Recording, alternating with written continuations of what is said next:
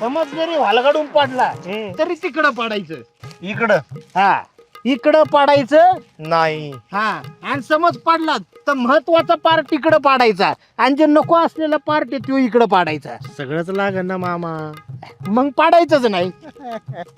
आणि हा आपल्या मोटरीकडे जाणारा ह्यो रस्ता जपून जायचं बरं का.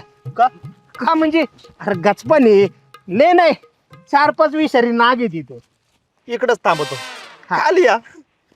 मला ना लय भीती वाटत मामा. अहो तुम्ही मला इथं तुमची पोरगी देणार रे का उगाच नुसता गोडीला घोडा लावणार रे? काय चाललंय काय? तसं नाही. तू प्रत्येक कामात असा तत्पर झाला पाहिजे ना. हा तो बाप काय म्हणायचा शेतकरी म्हणजे किरकोळ. किरकोळ नाही.